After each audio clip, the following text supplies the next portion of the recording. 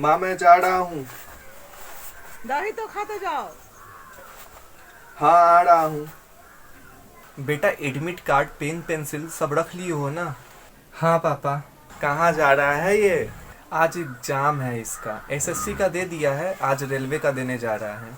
ओ तैयारी तो है ना इसकी? हाँ पूरी तैयारी है। तैयारी क्यों नहीं रहेगी, इतना पैसा जो खर्च किए हैं इस पे। अरे भाई साहब आप झूठ मूठ के इन सभी एग्जामों में पैसा खर्च कर रहे हैं क्योंकि इससे कुछ होने वाला नहीं है। अरे भाई साहब क्या बोल रहे हैं आप? ये एग्जाम में निकल जाएगा तो अपना पैर पे खड़ा हो जाएगा ना, जिससे थोड़ा सा टेंशन तो मेरा कमेगा। अरे सर रिजल्ट भी आएगा तभी ना। अरे क्या बोल रहे हैं आप? एग्जाम देगा तो रिजल्ट आएगा ही ना। भारत सरकार का यही तो एक टैलेंट है, सो एग्जाम का रिजल्ट ही नहीं देते। अगर रिजल्ट दे भी दिए तो ज्वाइनिंग में लटका देते हैं।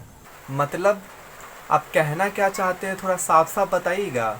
अरे आप मेरा ही देख लीजिए, मैंने कितने साल पहले टीचर का एग्जाम दिया था और टीचर के एग्जाम का रिजल्ट भी आ गया, उसमें मैं पास भी हो गया, ज्वाइनिंग लेटर भी आ गई, पर अभी तक ये नोटिस नहीं आई है कि हमें किस कॉलेज या स्कूल में ज्वाइन करना है।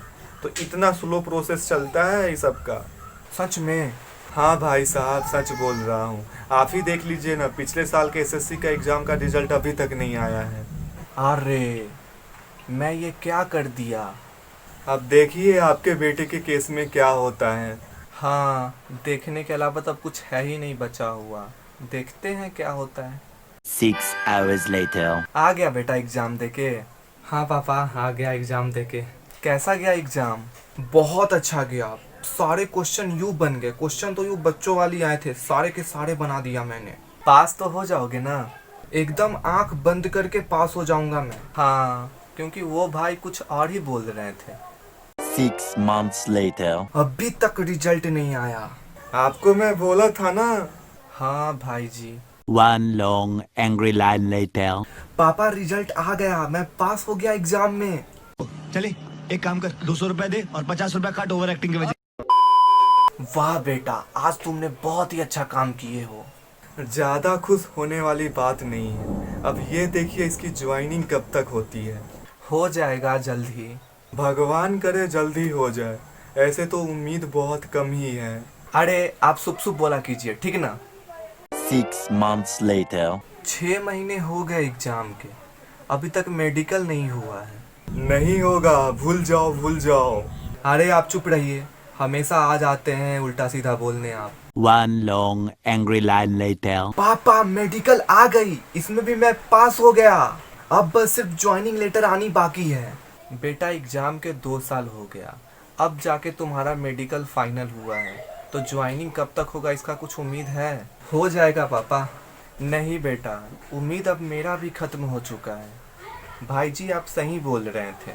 मैं तो आपको पहले ही बोला था कि सारे फॉर्मेलिटी बहुत धीरे धीरे होंगे या होंगे ही नहीं। मेरा तो ज्वाइनिंग लेटर आ गया है पर अभी तक ज्वाइनिंग ही नहीं हुआ है। आप उसी समय से दुकान खोल के बैठा देते तो कम से कम अभी बेरोजगार तो नहीं होता। हाँ भाई आप बिल्कुल सही बोल रहे हैं। क्या सही बोल रहे हैं? आप जानते हैं बेरोजगार के मतलब? तो तुम अब मुझे सिखाओगे? हाँ सिखाऊंगा, और आप ये वीडियो देखिए। तो दोस्तों अनएम्प्लॉयमेंट को समझने के लिए आपको सबसे पहले ये समझना होगा से अनएम्प्लॉयमेंट होता क्या है, इसका एक्चुअल मीनिंग क्या है और ये कैसे होता है। तो दोस्तों यहाँ पे मैं अनएम्प्लॉयमेंट को 2 तरीके से डिफाइन करूंगा, एक जो इसका नॉर्मल डेफिनेशन है और एक पॉलिटिकल पॉइंट ऑफ व्यू से। तो आइए देखते हैं। तो दोस्तों अनएम्प्लॉयमेंट के कैटेगरी में वो सभी आ गए जो जॉब तो ढूंढ रहे पर उन्हें जॉब नहीं मिल रही, या आप इसे भी अनएम्प्लॉयमेंट बोल सकते हो। वो सभी लोग जो कहीं ना कहीं काम कर रहे हैं पर वो काम उनके सुटेबल नहीं है, उनके मन मुताबिक नहीं है, तो इन सभी लोगों को भी आप बेरोजगार में ही गिनेंगे और आप इनको भी अनएम्प्लॉयमेंट के कैटेगरी में ही डालेंगे। जैसे एग्जाम्पल के लिए आप किसी शॉप पे किसी दुकान पे काम करते हैं और वो काम आपके मन मुताबिक नहीं है, या आपको ऐसा लगता है इससे भी बेटर काम हम कुछ कर सकते हैं, और आप वही काम को ढूंढने के लिए कहीं बाहर निकलते हो और आपको अगर वो काम नहीं मिलता तो आप उस कंडीशन में बेरोजगार कहे जाओगे। पर इसका ये कतई मीनिंग नहीं हुआ से अगर आप शॉप के ऑनर हैं और आप कहीं बाहर जॉब करने जाते हैं और आपको जॉब नहीं लगती या आपके मनपसंद का काम नहीं मिलता तो आप बेरोजगार कह जाएंगे। इसका ये मतलब बिल्कुल भी नहीं, क्योंकि आपके पास अपना शॉप है, उसका आप खुद ऑनर है, तो उस कंडीशन में आप बिल्कुल भी बेरोजगार नहीं हुए, ना ही आप गवर्नमेंट की नजर में, ना ही आप किसी दूसरे की नजर में। तो दोस्तों ये था एक नॉर्मल सा डेफिनेशन। अब एक ब्यूरो है, bureau of labour statistics BLS, जो कि अनएम्प्लॉयमेंट के डेटा पे ही वर्क करता है। इनके मुताबिक वो सभी लोग अनएम्प्लॉयमेंट के कैटेगरी में आ गए जिनके पास काम करने के लिए कुछ नहीं, और वो लोग लगातार पिछले 4 सप्ताहों से कहीं ना कहीं काम ढूंढ रहे पर उन्हें काम नहीं मिल रहा। तो ऐसे लोग वो बेरोजगार कहे जाएंगे और अनएम्प्लॉयमेंट के कैटेगरी में आएंगे। तो अब यहाँ पे एक बहुत बड़ी क्वेश्चन ये उठती है, ऐसा क्या कारण है जो इतने बड़े संख्या में बेरोजगारी बढ़ रही है हमारे कंट्री में। तो इसका जिम्मेदार सिर्फ गवर्नमेंट को हम लोग नहीं दे सकते, ना ही उन सभी एरिया जहाँ पे पोस्टिंग कम आ रही है, पोस्ट कम आ रहे हैं या पोस्ट बिल्कुल आ ही नहीं रहे, बल्कि इसके जिम्मेदार कहीं ना कहीं वो लोग स्वयं हैं जो कहीं ना कहीं काम कर रहे थे पर वो काम छोड़ दिए। एक्चुअली मैं इसको थोड़ा सा डिटेल्स में समझाना चाहूंगा। दरअसल बेरोजगार को मेनली 4 कैटेगरी में बांटा गया है, किस कारण से लोग आज के टाइम में बेरोजगार हो रहे हैं और वो कैसे हो रहे हैं। तो वो 4 मेन कैटेगरी ये है, पहला है सेशनल, दूसरा है स्ट्रक्चरल, तीसरा है फ्रिक्शनल, चौथा है साइक्लिकल। तो पहला में सेशनल।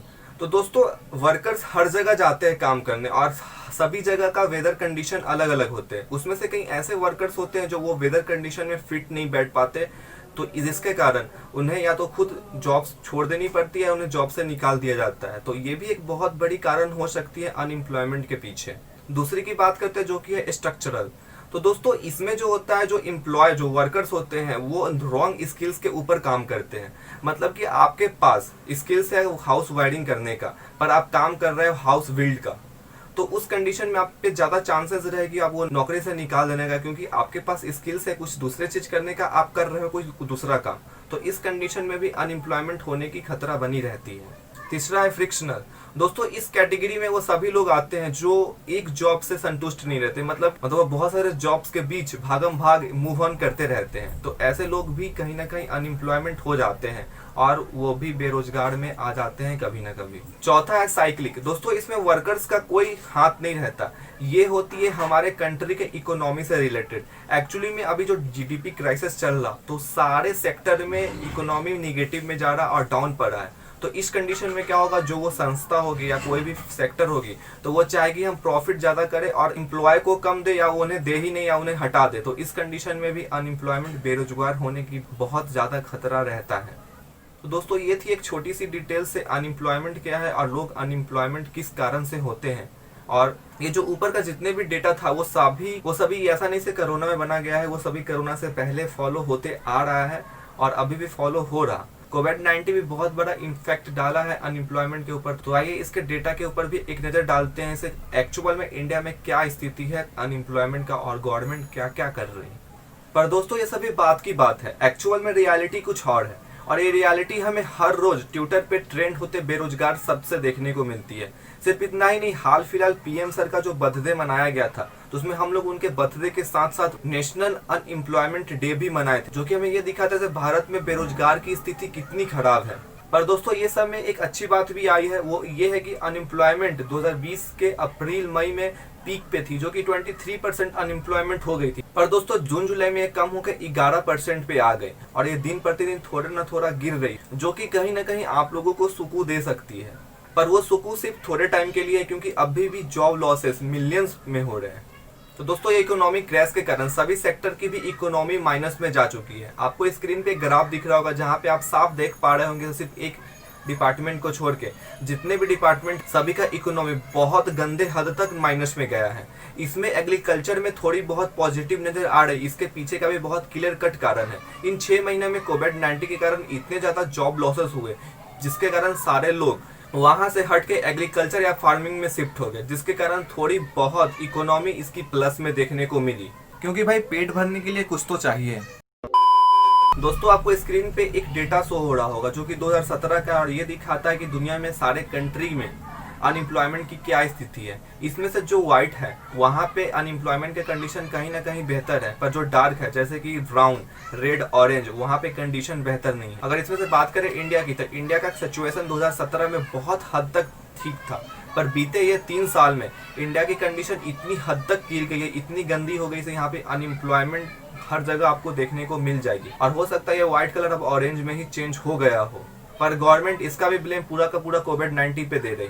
कोविड-19 बहुत हद तक अनएम्प्लॉयमेंट का कारण है और बहुत ज्यादा जॉब लॉसेस कोविड-19 के कारण ही हुआ है। अगर डेटा की बात करें तो बीते 6 महीनों में, ये कोरोना पीरियड की बात करें, बीते 6 महीनों में टोटल कोरोना के कारण 21.1% लोग अनएम्प्लॉयमेंट हुए हैं, जो कि एक बहुत बड़ी परसेंटेज और बहुत बड़े नंबर को शेयर करता है। पर ये परसेंटेज दिन प्रतिदिन बहुत धीरे धीरे नीचे गिर रही, पर गवर्नमेंट अभी भी ये सुनने को रेडी नहीं है। तो दोस्तों अब बात कर लेते थोड़ी सी पॉलिटिकल पॉइंट ऑफ व्यू के ऊपर। दोस्तों हर साल कहीं ना कहीं इलेक्शन होती है, या तो स्टेट इलेक्शन या तो कंट्री इलेक्शन, और हर इलेक्शन में हर पार्टी अपने चुनावी प्रचार में ये मुद्दा सबसे ऊपर रखती है, बेरोजगार का। बेरोजगार पे बहुत लंबे चौड़े भाषण भी देते हैं, और ये यहाँ तक ही बोलते हैं अगर मेरा सरकार सत्ता में आती है तो बेरोजगार पे कुछ किया जाएगा। पर जब वो सरकार सत्ता में आती है तो बेरोजगार का कंडीशन वही होता है जैसे कि वो पहले था, और बेरोजगारी के नाम पे वो सभी बेरोजगार के अकाउंट पे 500-600 मंथली भेज दिया जाता है। अब आप बताइए क्या 500-600 मंथली में वो सारे बेरोजगार अपने सारे ड्रीम्स को पूरे कर लेंगे? तो मैं यहाँ पे कुछ कहना चाहूंगा, जितने शिद्दत से वो सभी लीडर्स हम लोगों से वोट मांगने आते हैं, अगर उतने शिद्दत से काम कर दे तो शायद इंडिया कुछ ही दिन में डेवलप हो जाएगी, क्योंकि इंडिया में टैलेंट की कमी नहीं है। समझे कुछ? ये सब सिर्फ कहने वाली बात है, ठीक ना? अच्छा तुम दोनों रुको, ऐसे दोनों बहसबाजी मत करो, मैं बात करता हूँ, रुको।